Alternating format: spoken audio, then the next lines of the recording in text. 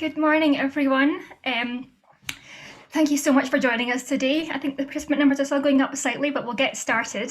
It's wonderful to see so many familiar names on the participant list, as well as some people that we don't know at all yet.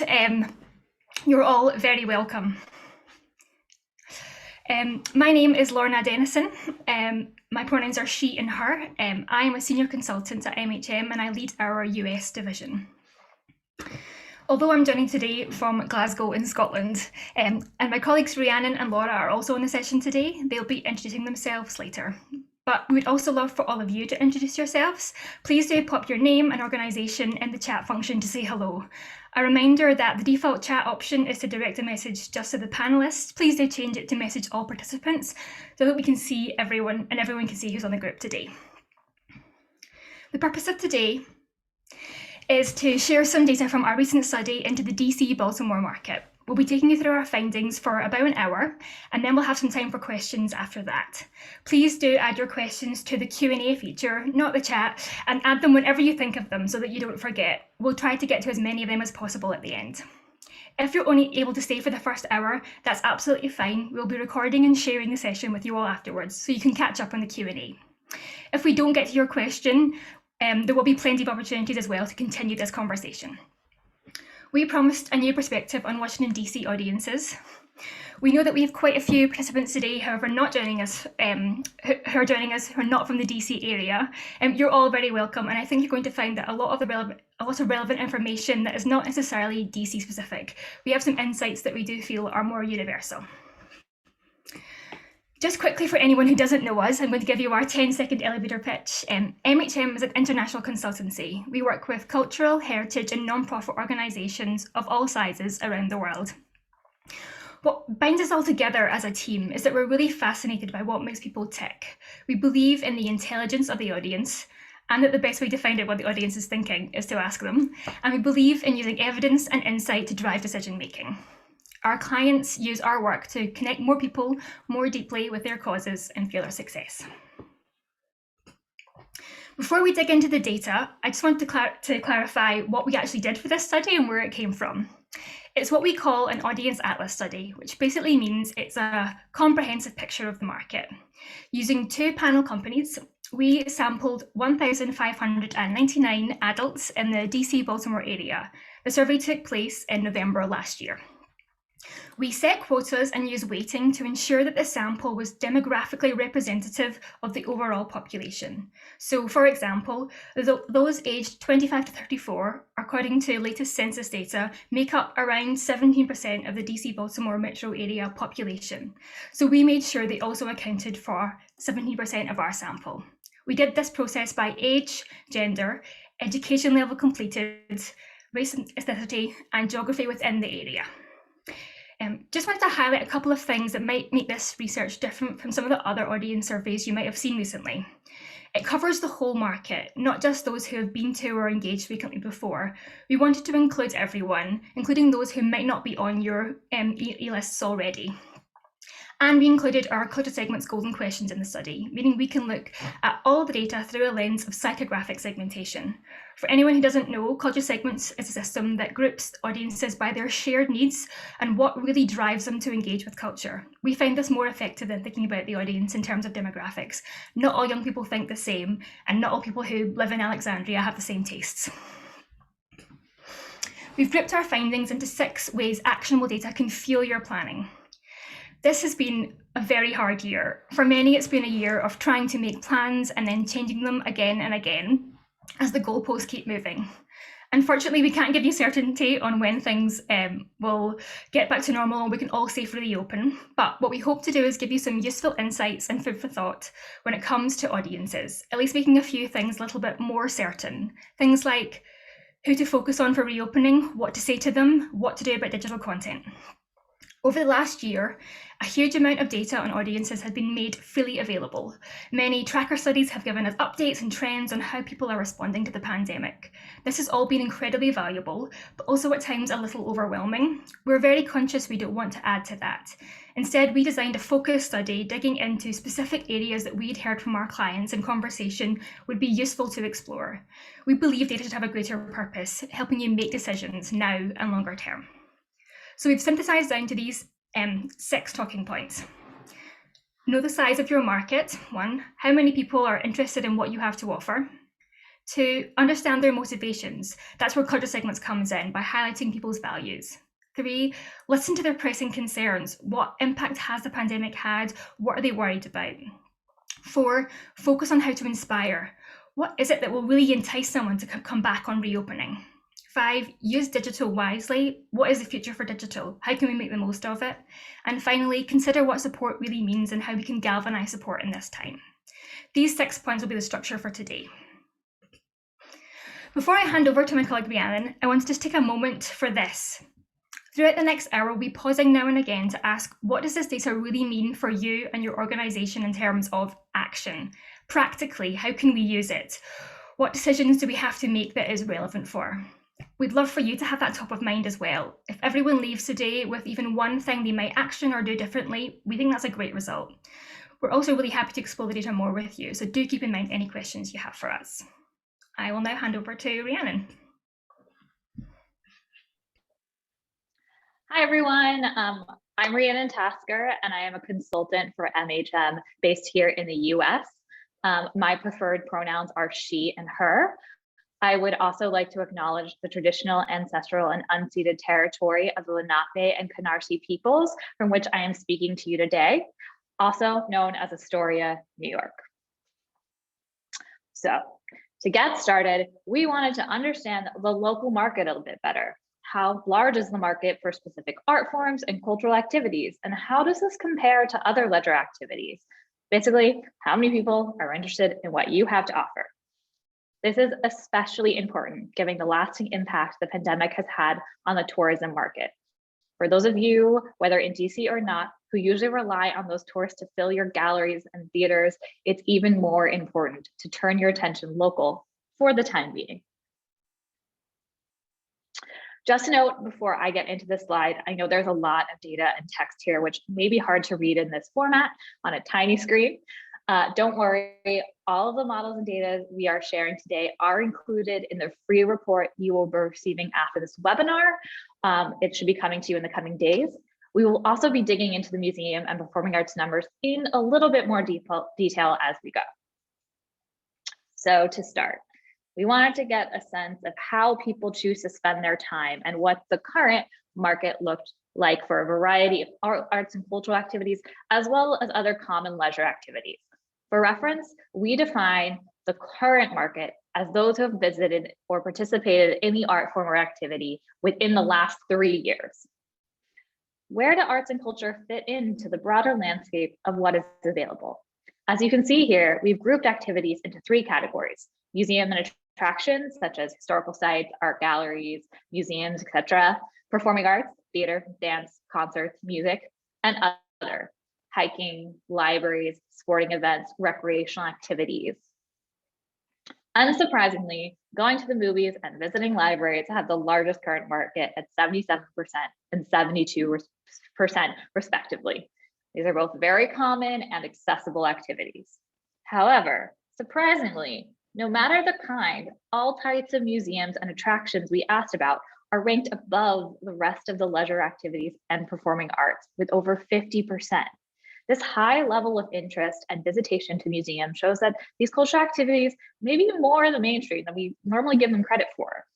As our study is representative of the whole DC and Baltimore areas, this equates to millions of people. When it comes to performing arts, it's a lot more of a spread, with popular music events and festivals, as well as musicals, the largest current markets, and less popular genres such as opera and contemporary dance with smaller markets. Let's take a closer look at the markets for museums and attractions. When looking at this model, we define current as anyone who's been in the last 3 years, as we just talked about. Lapsed, anyone who has visited more than 3 years ago. Potential, those interests, but maybe never have been. And rejecter, anyone who's just not interested. As we saw before, over half the market have been to most types of museums or attractions recently, and another quarter to a third have been at some point in their lives. There aren't many people yet to try out museums. It's familiar ground. People know what to expect. That's good news right now. You don't need to persuade anyone to like museums. Museums are already on their radar. But of course, this doesn't mean they've been to your museum. And if they have, you'll want to convince them to come back.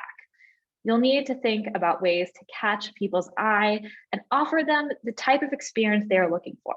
We'll touch on what types of experience people are looking for post-pandemic, as well as what motivates them later on in this presentation. So now let's look at a range of different performing arts. The story here is a little bit different.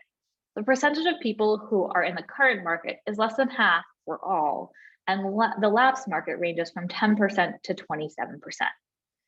But there's also significant potential market, those who have never been but are interested in giving it a try. Performing arts have room for growth to genuinely reach new audiences, people who are open to trying it and just haven't had a good enough reason yet. For example, opera has the smallest current market, but there is as many people in the potential market as well as in the current market at 23%. There is a real opportunity here to double the current market by attracting those interested to try something new and to attend an opera performance for the very first time. Now, the rejecter market is also high, but that's okay. That might be about barriers or people not feeling welcome, but it's also fine if people aren't interested. There are still plenty who are and just haven't been yet. So what are all those numbers mean for you? Well, we've talked about the markets for each art form. It's worth being clear that these are not distinct groups. There is a huge crossover between those attending museums and theater and opera, as well as those leisure activities we asked about. We are operating in a shared market, but not just arts and culture. We are also sharing sports, national parks, escape rooms, bowling. Audiences are choosing how to spend their time. Arts and culture are just part of that picture. Also, knowing who you need to target is important. As we saw, museums and attractions are looking to re-engage those lapsed audiences, really motivate them to come back and try something new or come revisit an old favorite. But performing arts should be looking to attract new ones. There's a lot of people in those potential markets for all different types of art, performing arts. We also have all of this data that we just talked about broken down by specific institutions and organizations in the DC and Baltimore area, about 61 different institutions. We're not going to go into specifics for each organization today or break down every art form. We do not have time for that, but we can look at this data through the lens of your specific market if you're interested. For example, what percentage of the market is aware of you and what could you do about it? Please contact us after this webinar if you're interested in finding out more. Okay, now that we have a little more idea of where each art form stacks up in the market, let's take a look at who is in the market. We can dig into basic demographic, who is in the market for what, and we are happy to share that data. But for today, we wanted to talk about understanding who the audiences are at a deeper level. What are their values? What drives them? At MHM, we take a psychographic approach to understanding audiences and have developed our own segmentation system based on motivations to consume culture and apply this lens to all of our research. This system is known as culture segments. I know some of you are already familiar with culture segments, but for those of you who are not, culture segments gives you real insight into what motivates your audiences. Insight that gives you the tools you need to engage them more deeply. Culture segments are universal, they are sector specific, and they are a psychographic segmentation system. The principal objective of culture segments is to really understand audiences and what motivates them with a view to target them more accurately, engaging them more deeply, and building relationships to maximize loyalty. We have identified 8 segments in the market for culture. We are not trying to suggest there are only 8 kinds of people in the world. However, we've created the broadest yet most specific groups possible. Most people will be a little bit of 2 or 3 segments, but are labeled for the segment that most lines up with their beliefs. If you're interested in the method of how we came up with these segments or more information, please visit our website or get in contact with us. We are happy to talk to you about culture segments all day. You can also take our little culture segments quiz online to find out your segment on our website, which I highly recommend doing. Laura is going to post the link to that in the chat if you want to take that little quiz. Before I continue though, I just want to note, there is very little difference between the culture segment makeup of the whole market and of specific demographics. This supports the goal in the creation of the segments to create a system that is universal and focuses on motivations instead of demographics. That being said, there are other factors that contribute to different demographic groups engaging or not engaging with your offer. We'll explore that a little bit more in the coming pages. So let's take a look at the overall culture segment market for the DC area before we dig into some of the segments. As you can see, expression makes up the largest segment at 36%. You'll see throughout the report, expression is a key segment for the DC market, not just because the largest, but they are also most likely and most interested in returning first once you reopen post-pandemic, the most frequent cultural attenders in the area, and most likely to have donated or will donate in the future. But who are expression? Expression are the people. Their cultural activity reflects their wide range of interests and hobbies, which often feature learning, community, and nature. They are in tune with their creative side, fun-loving, and see culture as a way of broadening horizons. Culture is important in their lives and they want to share that with others. Expression are visually driven. If you are targeting them, you should ensure marketing uses beautiful, natural images. Being people, they like to see faces and are put off by pale, stale male images. Promoting egalitarianism, access, and democracy speaks volumes for this segment. I myself am expression, so I'm quite partial to this segment. And for those of you who are not in the DC area, expression is also a key segment for many other regions. So next we'll take a look at the second largest segment, affirmation at 16%. Affirmation are going to be a little more cautious about their return to arts and culture post-pandemic. They are more likely to wait until they know it's safe. When you find out a bit more about them, you'll see why.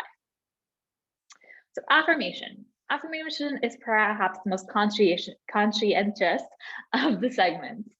They make really considered, measured choices. What sometimes marks affirmation out from the other segments is that as adults, they have likely made the conscious decision to embrace more culture because they see it as the right thing to do. They like to have all the information before going into something. They like to be prepared. They also enjoy spending their time on things that they know are going to be good and are likely to be the ones who have checked Yelp before they make a visit. Third in the market for the DC Baltimore area is stimulation at 13%. So who is stimulation? Stimulation are all about the big idea. Stimulation are an active group who love adventure and live for the moment. They seek out new experiences to live a varied life, and do something different is a maxim for their life. They will be your biggest cheerleaders on social media, and you can be a great asset for any type of word of mouth promotion for you. So the last segment that we're going to talk about today is essence. Now I know release make up a larger proportion of the overall market than essence, but essence are core cultural attenders and are very likely to make up a much larger proportion of your regular attenders than the proportion that are in the market. Essence consider the arts and culture essential, hence why they make up a larger proportion of your audiences. Culture is their way of exploring the world and reflecting on meaning, as well as providing deeply emotional connections. And they will experience it with or without others. They're very knowledgeable about art and culture and resist obvious forms of marketing. They just need to know what is happening when, and they'll be there. So these last four segments we rarely see as predominant segments for arts and cultural organizations in the US, and that is true for DC. Although there are some exceptions to that rule, for the purposes of today, we're going to only focus on the four we already discussed. To find more about enrichment, perspective, and entertainment, visit our website and we have full descriptions for each of those. So how can we action culture segments in our organization? We already know we need to reconnect with existing audiences or connect with new potential audiences. Using culture segments can be a way to do this. Focusing on expression is a good bet in the DC area. They are a real key for the area, and as a whole, we'll continue to see that throughout the presentation today. But it's also about your organization and your offer and brand. What you offer might appeal to specific segments more than others, and that's okay. A museum with a focus on community and creating will appeal more to expression, and an innovative theater might be more interesting to stimulation and essence. It's important to consider both who you are as well as who is in the market when targeting specific segments. It's not just one or the other, it's a nice harmony of both of the two. Take a sip of water real quick. Okay, now that we've talked about what your market looks like, as well as what motivates those in it, let's sort of shift our focus to COVID safety and what people's concerns are, as I am sure this is top of mind for everyone at the moment. Organizations like yourself not only want to follow any rules put in place by the government, but you want to make your visitors feel safe as well as have a good experience. In this section, we're going to dig into the concerns of the market and their readiness to return to different types of cultural activities. For some helpful context, we asked some questions to get a sense of how people have been impacted by the pandemic. Here are a few key points. For 35% of the market, the pandemic has already had a negative impact on their income, and a further 18% are worried about their income than that it will be impacted in the future. That's 53% of the market for whom finances are a worry. These concerns should be taken into account as the market is likely to have less discretionary spend and will be thinking more carefully about how they spend their money and if they want to do that with you. 31% are in a high risk group and 20% are caring for someone high risk when it comes to high risk health. And 53% have found it easy to follow the rules and restrictions. That, however, leaves 47% who have not. And we'll see more later about what impact that might have on you in terms of visitors following the rules and trust in others to do the same. So we asked about the likelihood to return to cultural events, but we divided it into three categories, as the experience of walking around an open air zoo is very different from sitting in a theater watching a performance next to a stranger. These categories were outdoor attractions, so gardens, zoos, botanical gardens, things like that, indoor attractions, history museums, art galleries, science museums, etc., and then performing arts, theater, dance, concerts. Predictably, outdoor events and attractions have the highest level of interest in returning right away. 44% either have already returned since reopening or were keen to do so as soon as possible. Just 20% were waiting for a vaccine.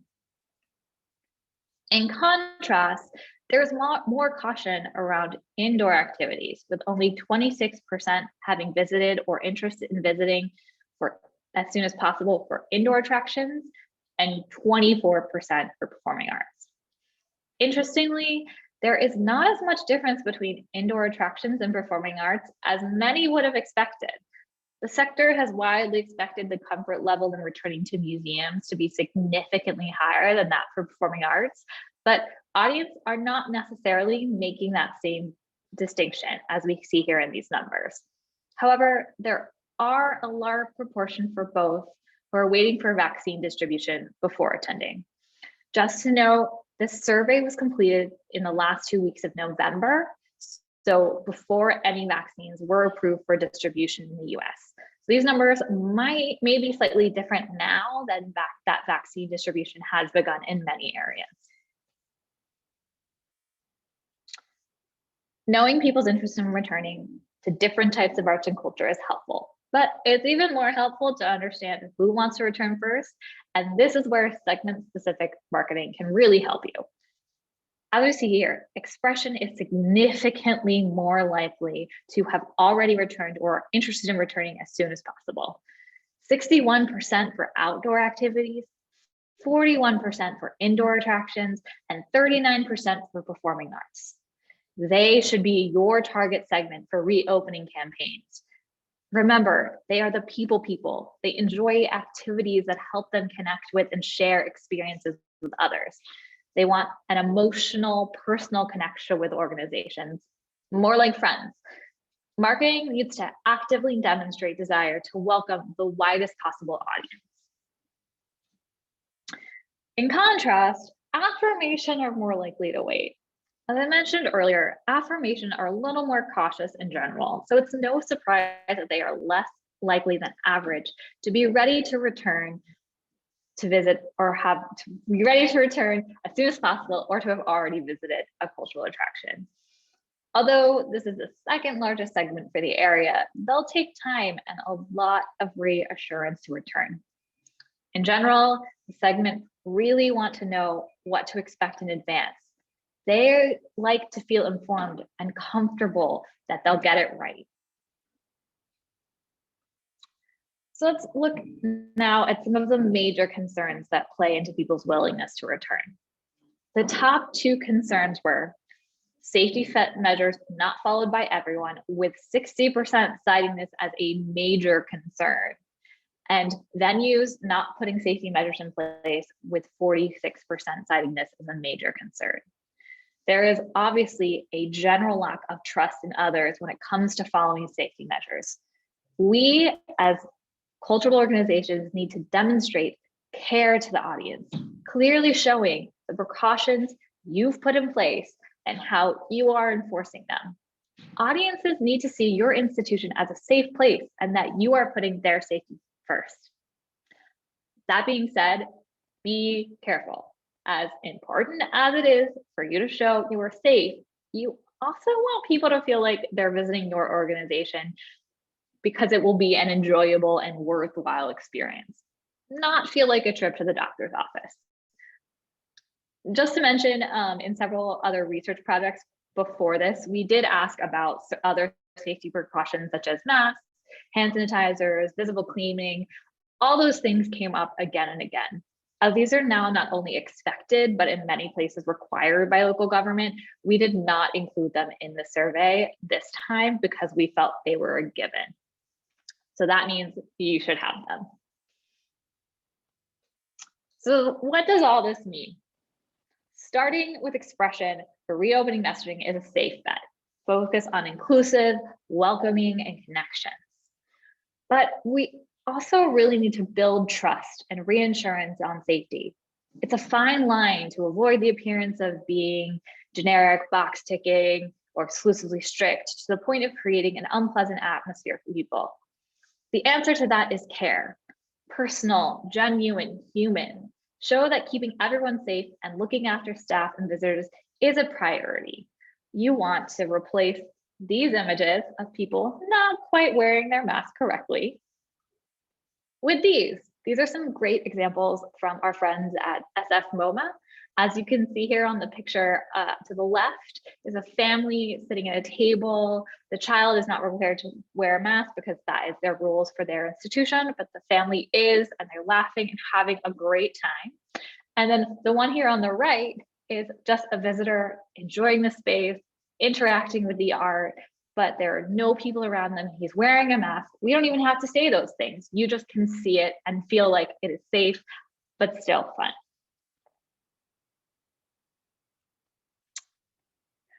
So obviously safety is extremely important at this time, but it doesn't sell on its own. It's not a reason to visit. Just because you're the safest place to be doesn't make people necessarily want to be there. So we need to combine this safety messaging with one that inspires people to make the decision to buy a ticket or visit. In this section, we're going to look at what makes someone want to visit your organization. So we asked 2 different questions aiming to understand what factors are incentives to visit somewhere once reopened. What will you look forward to most when visiting? For both questions, the most selected option included the word new, trying something new or learning something new. Makes sense. People have been stuck inside and are so excited to get out and have experiences and adventure, and cultural activities is a way that they can fulfill that.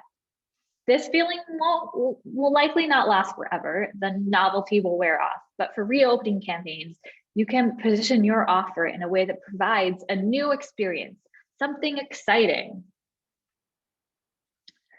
Seeing beautiful things, an attractive setting, quality times with friends and family, fun, joy, laughter were also really commonly selected answers.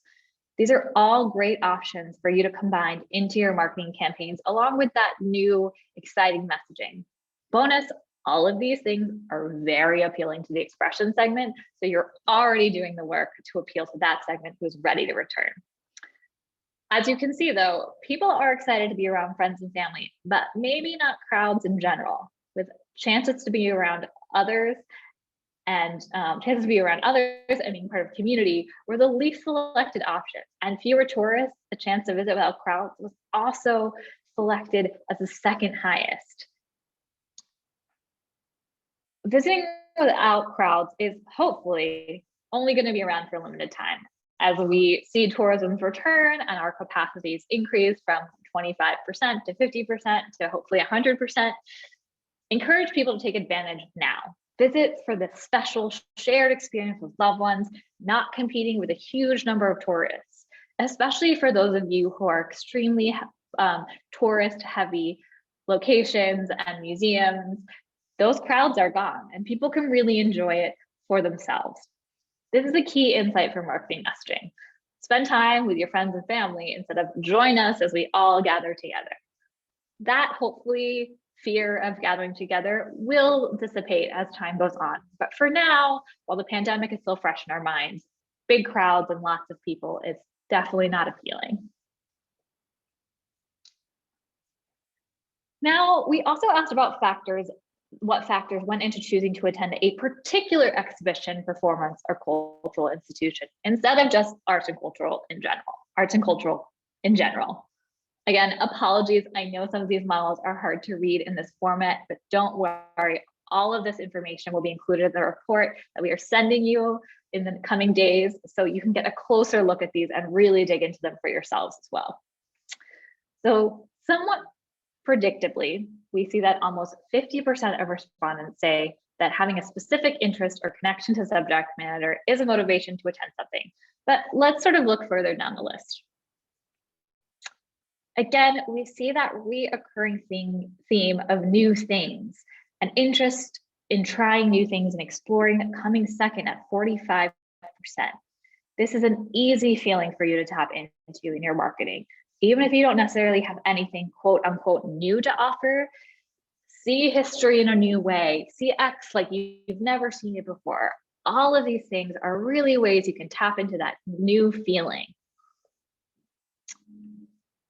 Something really interesting happened though with this question specifically when we looked at the responses by demographics. This model here compares the overall market averages to those who identified as Black or African American.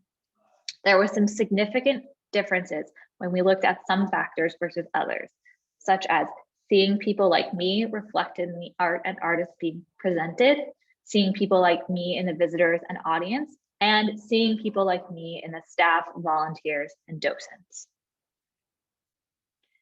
This difference only increased when we looked at these numbers compared to white and Caucasian identifying people.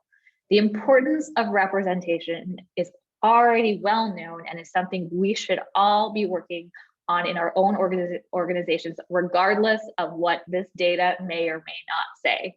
However, this research can offer additional evidence and support that representation at all levels of an organization, both in the work and in the staff, truly matters. So what can we do about a lot of these motivations? Safety is important, but I said it's not a particular motivation for someone to come visit your organization in particular. Give them a compelling reason to visit. After months of staying at home, explore something new, different, learn something new, whether it's a new experience altogether or something old presented in a new and exciting ways. These are great ways to motivate people and catch people's eyes to come visit your organizations. So while the prospect of welcoming crowds into our spaces is very exciting, there are so many organizations that will have to remain closed for a while, particularly in the performing arts. So let's turn our attention to digital content. The pandemic has shown how valuable a tool digital content is and can be. Over the last year, we've seen a huge amount of new and innovative content from cultural institutions that can be enjoyed from the comfort of our own homes. Moving forward, it's important to understand the lasting interest in this type of content and how organizations can continue to leverage it to its fullest potential. In this section, we'll dive into digital just a bit more. To begin, like we've done in many other sections before, let's look at how many people have engaged with digital content from cultural institutions in the last 12 months. An incredible 62% said they had. Considering this includes the whole market and not just regular cultural attenders, this number is a pretty good sign. Of those who have engaged, 49% said it has been a great way to connect with cultural institutions during the pandemic. 49% said they would continue to engage with digital content even after organizations reopen, which equates to 31% of the overall market, which is a big drop. The drop-off is further evidenced by 39% of people who had engaged saying that they would stop when they can return in person. This would be a significant drop in engagement. So consider this in your digital planning. There are still some great benefits of digital and groups that it really appeals to. So we are not suggesting that you drop the amazing digital work you've done altogether. However, there is some strategic thinking to be done around how you invest your resources in digital. To help with your planning, let's look at how these people have engaged and what they are interested in doing in future. To help with some of that strategic thinking, as well as to give us some idea of what people are looking for in their digital experiences, we asked what people had done and what they would be interested in doing in future from a list of pretty common digital experiences that we've seen from many cultural organizations. As you can see, for the most part, future interest in each category is a tiny bit higher than past interest, which is great. Live streams of live performances were the most popular during the last 12 months, and interest in them continues to be high for future engagements with 32% and 37%. And this is of the whole market, not just of the people who have engaged in digital in the past. Interestingly, the two areas that showed a large increase in interest was digital exhibitions and gallery and museum tours. This is great news for all of our museums who are joining us today. Both of these options present a great opportunity for museums as they are relatively low cost to produce and don't take a huge amount of time or innovation. I also know many museums out there already have this content available, but so far it isn't necessarily reaching everyone who might be interested, as we can see by these numbers. If you do have it, consider repackaging how you promote this content and share it with your audiences. There's a clear interest and need waiting to be fulfilled.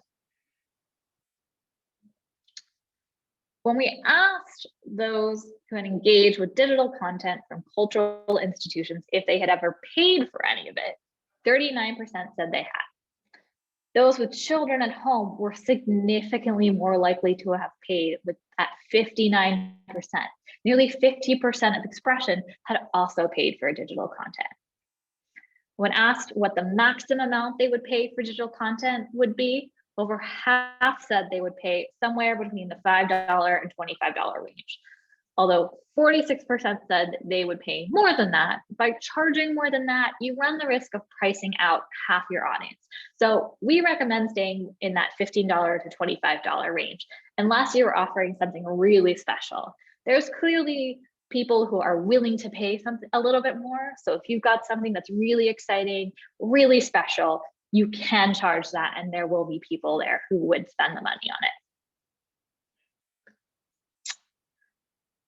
When we looked at the breakdown of who was really engaging in this digital content, families were a key market here.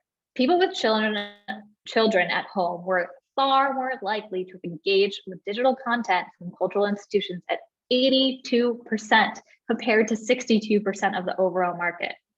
When asked about specific types of content, overall, those with children under 18 at home were significantly more interested in all types of content we asked about than those without children at home, with educational resources for children jumping from 18% to 38%.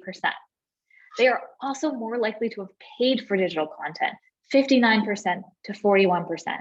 There is a clear opportunity to market your digital content to families for not only higher engagement rate, but potentially higher revenue. However, with all that being said, it doesn't mean that appetite for digital is unlimited. The digital Zoom burnout is something we've all heard about and are probably all experiencing right now, even now as I'm talking to you through a screen. We've been spending hours a day at work, working through our screens or learning through our screens. To see how people were feeling, we asked them if they wanted a break from their computer screens during their spare time. And the answer was overwhelmingly yes. 71% of people agreed, with 33% strongly agreeing. We also saw 2/3 of the market say they were overwhelmed by the volume of digital content available. This is important to keep in mind. I know many performing arts organizations out there are most likely not to be welcoming people into your spaces until summer at the earliest. So digital is the only way to connect. Are there ways you can make the experiences you offer feel a little more tactile and a little less virtual to relieve digital burnout? Get creative. Is there a cocktail class you can offer before a concert or painting project to do alongside an artist tour of a gallery? There's so many great ideas out there and things we've already been seeing from people that really bridge that gap between digital and tactile. So how can we action this? The last year has produced unprecedented volumes of digital content. It's been very inspiring. It has engaged and helped our audiences. Many can see an enhanced role of digital in the future, but it will never replace the in-person experiences. Now is the moment to streamline and focus what you are putting out there to make it the most of your resources. When it comes to digital, ask yourself 2 questions. What are we trying to achieve with our digital content? Reach new audiences, generate income, deliver specific outcomes. And who is it for? How can we meet those needs? What segment are we really trying to satisfy? These questions will help. And finally, a big key point in this digital research that we did is don't forget families. As we saw, there is a real opportunity with families to reach a larger audience who is also willing to pay.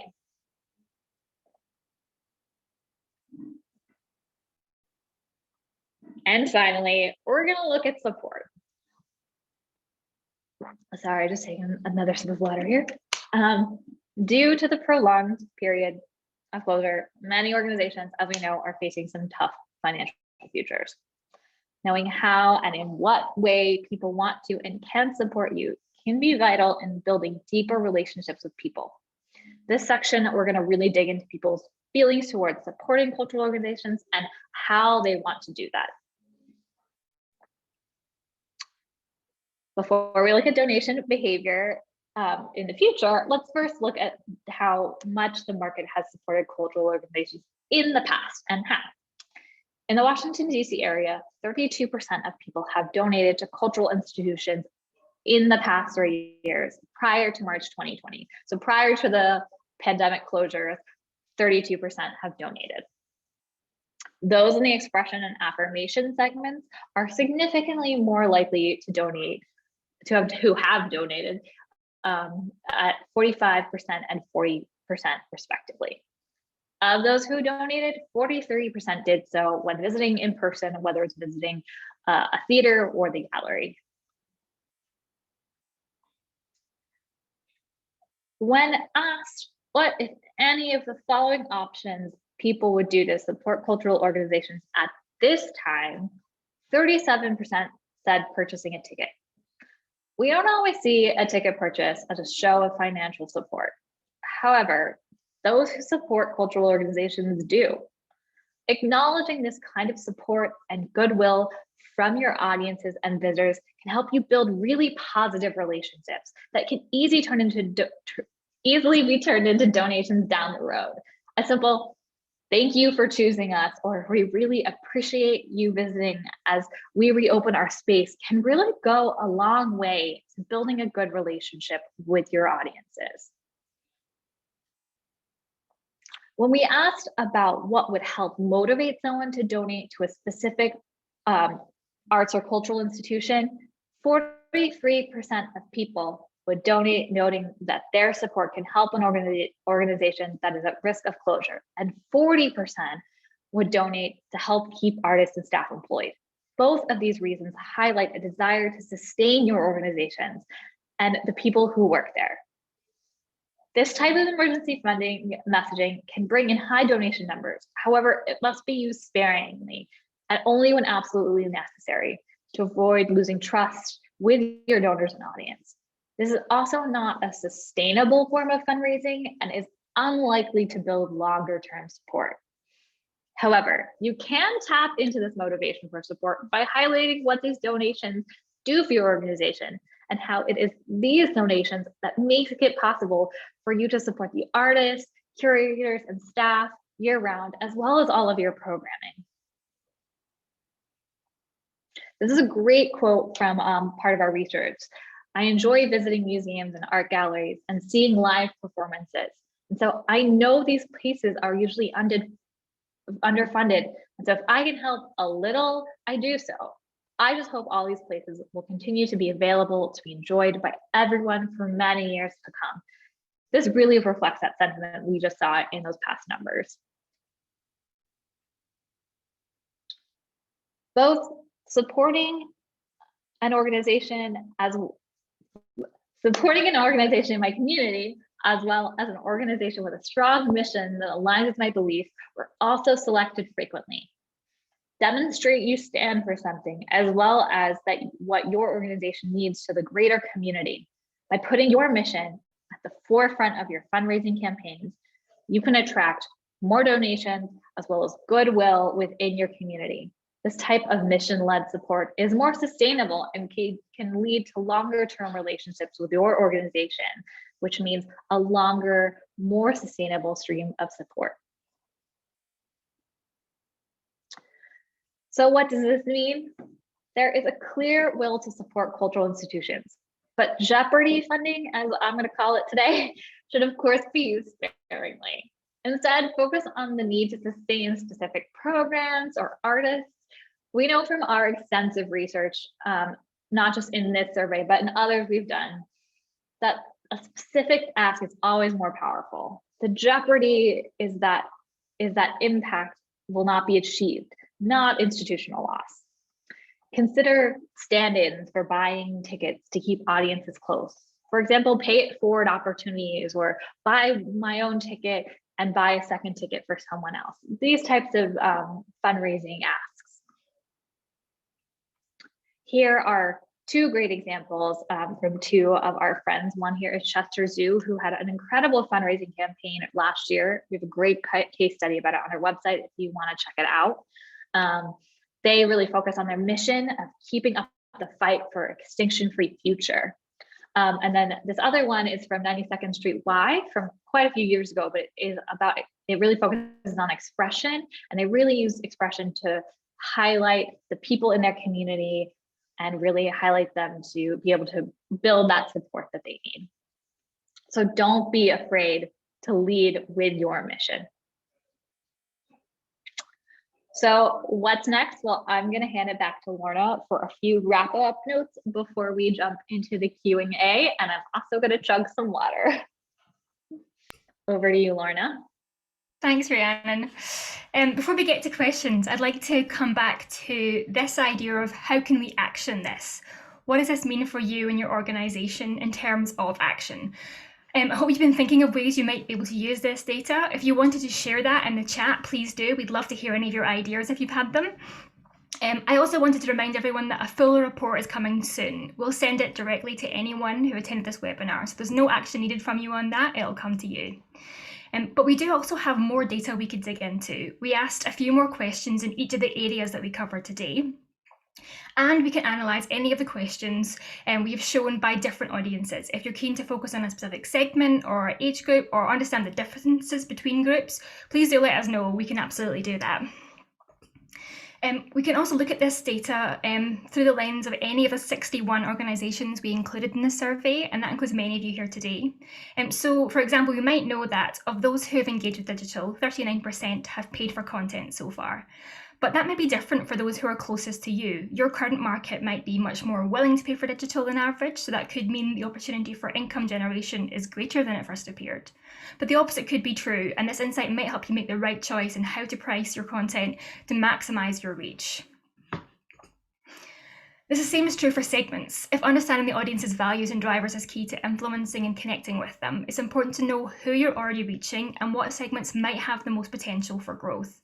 For example, the model here shows that stimulation is relatively small in the current market for this unnamed institution, but the second largest segment in the potential market. Stimulation are interested, they just haven't been compelled to visit yet. Stimulation is a busy, active segment, and they like to keep their options open. You need a strong hook to grab their attention and excite them enough to book. But if you know that's where the potential is, this is much easier to do with focus. So whatever your questions, we're really happy to share more with you. We're happy to spend half an hour with you or your team answering questions and sharing more of what we learned. So please do get in touch if you have them. And now we'll go to some questions that we have coming through. My colleague Laura's going to join us for listening. Hi. Hi, my name is Laura. My preferred pronouns are she and her, and I am a senior researcher for MHM, and I am pleased to be joining you today from Liverpool in the UK. So we have some great questions. So I think I'll go to you first, Lorna. We've had a question through from Elizabeth, which is about how different or similar the DC market is from other US markets or global markets. And I actually think this question came through when you were talking specifically about culture segments. So I'm going to assume that this relates to culture segments. Yeah, sure, I can do that. We have done studies of this kind, audience atlas type studies in 25, I'd say, different regions around the world. Sometimes we focus on specific cities. We have done full country studies as well, although that's obviously trickier for the US, given your size. And we found different the segments do change in terms of size in everywhere we've done, looked at. Sometimes they are bigger or smaller. Expression is often a key segment. In a lot of the US cities, we found it's been a key segment as well. But we found actually in every area we've looked at, the segments still hold true. They behave, they feel the way that we've seen them behave. They have the same values in each place. It's just that sometimes they change size a little bit. I hope that answers the question. Great. And then continuing along the same theme, we've had a question from Rebecca, who is asking more generally just about how we think the kind of findings from this survey might compare to other cities in the US. I guess I can take that one. Yeah. So I think it is comparable to some of the larger metropolitan cities. I would say Chicago, New York, Boston. There will be differences. That's small differences, but I think a lot of the larger overall findings are probably very similar. We do tend to see it, as Lorna says, segments like expression really popping up very highly in the US, in cities in the US, a lot more than we see maybe internationally. And with that segment, their behavior is very similar. Me are very dedicated to arts and culture and sharing that and donating. So that stuff we sort of see as a similar thing and something you could apply. And I think some of the other behaviors such as digital and things like that would apply. Maybe some regions that are not as similar, maybe some places like in Texas where opening up happened a lot earlier than it did in other areas. The numbers might change a little bit more, but in those cities that have reacted quite similarly to the pandemic, as well as their makeup in terms of huge cities, it would probably be a lot more similar. So you can kind of see, kind of take comparisons pretty similarly, but also you guys know your cities very well, so keep that in mind. Okay, and I've got another question here that I'm going to split into two parts, and I'm going to ask Rhiannon if you'll answer the first part of the question, which is about the disaggregation of the data. So it's the disaggregation of the data on Black and African American cultural attenders. This person has asked, as many organisations are working to make themselves more anti-racist, if we can share other data that's more specific to other communities of colour to understand how to appeal to a wide range of people.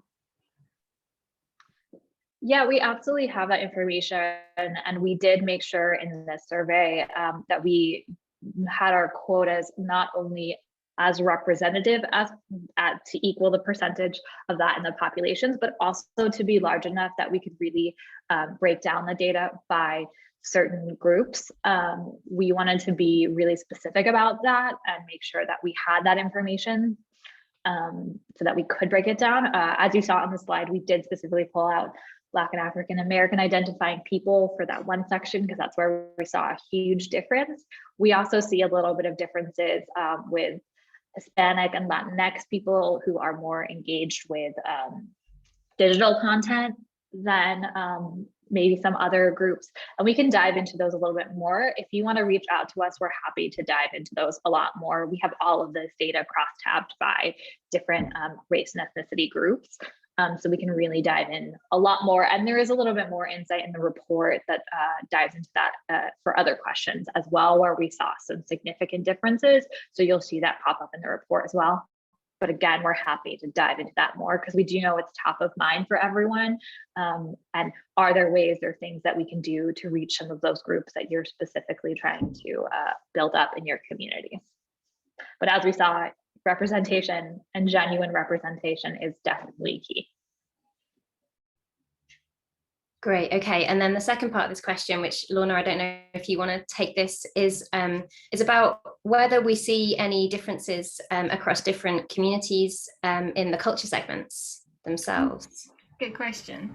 So the culture segments are universal in that you'll find all kinds of demographics in each segment. It isn't a case of one segment represents different groups. They're all existing in all. They are sometimes up and down depending on where we are, so you might see some differences. The interesting thing is to look at how it relates to your organisation, like in your stimulation potential market, what's the breakdown in that? So there's lots of different layers to look at it. It isn't quite as straightforward as one segment represents different demographic groups, if that makes sense. Okay, fab. Right, we've got another question here, which is which social media channels are best for reaching the different segments? And also, have you noticed a difference between digital and analog audiences? Lorna, do you want to carry on? I'll take the first one in terms of which social media channels are best for reaching different segments. Is a great question as well. It isn't. There's some trends that we've spotted, and Rhiannon can jump in as well. Like simulation tend to be early adopters, so they're more likely to see them on the channel that is like the most recent and the most kind of new and exciting. They've kind of gone off Facebook and are way onto newer things. Where some segments can be slower adopters, so they might find them on some of the older platforms. But we do see generally the segments across all of a lot of the platforms, so it's more about the messaging that you can find there rather than necessarily as straightforward as stimulation is what you'll find stimulation on TikTok and you'll find something else expression on Twitter or something like that. But we know like something like expression tend to be more visually driven, as Rhiannon said earlier. So something like Instagram it works for them a lot as well because it's kind of that visual appeal. Yeah, just to add on, definitely expression. As Lorna said, we see all of the segments across all the platforms, but expression are much more into Instagram. Affirmation are more on Facebook. Stimulation are going to be the TikTok and Twitters, but that's not exclusive. Sometimes that changes also with age and things. We see a lot of families on YouTube and Facebook. So there are some demographic breakdowns as well of which digital platforms they're using compared to the rest of the market. We do have a little bit more detail of that we can break down. So if you shoot us an email, we're happy to share more of those numbers with you if that's something you're interested in. Wow, okay, thank you. We've got another great question here, which is, do you have information on the segments of the types of people who do not currently attend museums on a regular basis? This person is wondering how the data can be used to potentially diversify their audience. Lorna? Sure. So our study included everyone in the market, so people who hadn't been to museums or as well, although we see that that's a very small proportion of the market in terms of people who actually have never been to a museum generally, but obviously they might have been to some museums and not others, depending on lots of different factors. In terms of, so the key segments, there are some segments that we talked about today that we didn't talk about as much today who are less active culturally, who may not be as active in going to museums. However, there's room for diversity in all the segments. Like there isn't a sense of going after the entertainment segment because they're not really interested. Actually, the point is that the entertainment are looking for fun mainstream things, and maybe that museums isn't always for them. But there's diversity and room for growth in all the segments that are like the most kind of best brand match for you, probably. We've got another question here, which I'm going to direct at you, Rhiannon, which is a great one. Have you found any strategic ways to provide ample digital content to audiences without contributing to the screen fatigue or overload? Which is the golden question. Golden question that I think we are all trying to find a perfect solution for. I think the screen fatigue is very real. I'm sure, as I mentioned, everyone is feeling it.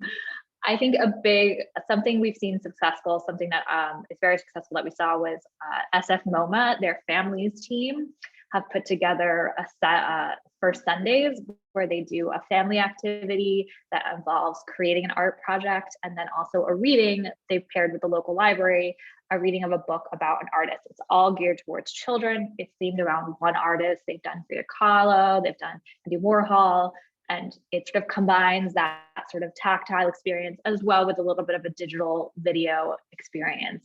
And that's something that has been very successful for them. They also provided art kits to libraries to be able to provide for those in the community who don't have access to the supplies. So they're free kits that people could do the art project with.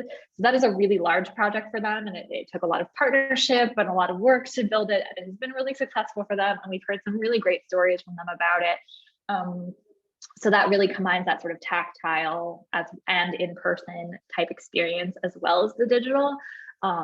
It's hard though. It's really hard to cut through all the noise and really find the thing that people want to do.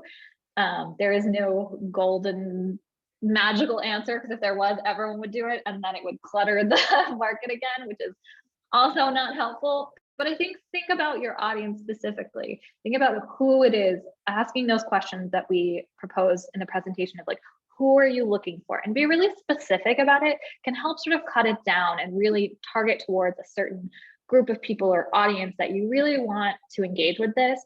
Then those people are more likely to engage with it if you're really talking to them and feel like they're being talked to. Whereas if you're trying to make something that's really broadly appealing and that everyone's going to engage with, it can probably muddle the market a little bit more. So really ask those questions that we proposed in the webinar that the presentation of who is this for, what is the goal, how are we trying to achieve it, to really narrow and focus in. I think focusing is something that can really help. Great. We have another question here that I'm just going to answer quickly, which is about how we identify the culture segments. So probably the best way to explain that is to ask you to follow the link in the chat, which takes you to our website, and you can segment yourself. And that's probably the easiest way to understand the questions that we ask to find out which culture segment people are in. Okay, so next question. This is about the latent digital engagement. So if people haven't already done these things like attending culture digitally, why would we trust that they say they're going to do them in the future? Lorna, do you want to take this? Sure. So I think it's necessarily a matter of trust, but thinking about people have expressed interest in doing different types of things. So it was gallery tours or museum tours and digital exhibitions that had that really big gap. So there's obviously interest there, and loads of great content like that is already exists. We've seen lots of it, but potentially it's not getting through to everyone who would be interested. I think it's potentially that it's a harder thing to imagine. Like I think everyone could imagine what a live stream of performance will look like, but a gallery tour or a digital exhibition is a little bit further from what people have already experienced. So it's really about communicating what are the benefits, what people gain, what is the experience going to be like, and really getting that out there, I think, to find a way to connect with them, because the interest is there, it's maybe just not making that connection yet. Great. And then just a couple more questions on digital, which are, someone's asked about what kinds of digital programming have we seen that's been the most successful, and also how best to evaluate the digital content that's being put out there. Do either of you want to take this one? Sure. I think as we saw, the interest in live streams and live performances is really something that has piqued people, and has been, the thing that people are interested in. We also have a great case study on our website about it, which Claire, if you're here, can you post it in the chat on the side for us, please, about what things sort of spike people's interest and what has been most successful. As far as evaluating digital content, I think there's a couple of factors. You have your analytics, your regular stuff, what YouTube will give you, what Facebook will give you, views, dwell time, how long people are going to watch for. Also, if it's paid for, your ticket sales, what that looks like for you. So those are your like general KPIs to evaluate it. But we also recommend doing some sort of surveying. It's something that we've done for a couple of digital experiences. We've done some for the Donmar warehouse in London for their digital performances, and a couple of more, to really find out what people liked about the experience and what people found, why they engaged with it. That way you can use that information to potentially design future things. So combining, I think it's a combination of those digital analytics that we all know and those KPIs that are facts and numbers, as well as taking the time to survey our audiences and sort of ask the questions. We, as you can see, are big proponents of asking our audiences. I think it's really helpful to really get that view. And it can be a short 3-question, 5-question survey. It doesn't have to be like a long thing. It can be a snappy little questions to really understand if people enjoyed it, why they enjoyed it, and things like that. So that would be my recommendation. I also just want to say something about digital that I have noticed over the past year is the ones that I have seen that have been the most successful are places that are willing to play, who are willing to sort of understand that they're going to try stuff and it might not work. And what works for some organizations doesn't work for others. We've had organizations that have offered classes and it has been extremely successful for them. They've had hundreds of signups. They've reached new audiences and amazing. And we've had other clients that have tried offering classes and it completely fell flat. They got no registrations and had to cancel the classes. So it's also about your audience and what they are interested in, what they want. So take that into account. And also know that you might try something and it might not work, because we're all operating in like a very unknown world. We're all trying new things that we haven't done before and don't have a benchmark to play against. So just think about that and give yourself a little bit of break when it comes to like, what are your KPIs? Like, don't expect this if it's something you've never done before and you don't know if it's going to work. Sort of like think about what would be successful for this. And success is also knowing that this doesn't work. It's a great thing to learn. Hopefully not at the expense of a very expensive digital project, but think about it a little bit in that way. And the ones that have played and been creative with their digital content and digital ideas and been willing to take the risks of trying something and acknowledging it might fail have been the ones that we've seen a lot of success. Great, and I can see that Claire's put that case study about evaluating these experiments into the chat. And that's all the questions I have for you guys today. Great. Well, thank you so much, everyone. As we said, get in touch if you have any further questions. If you think of something tomorrow or later today, please do get in touch. We're so glad you all could join us. And that's us. Thank you very much. Yeah. Thanks, everyone. Look out for the report in your inboxes in the coming days. So thanks, everyone. Bye. Bye.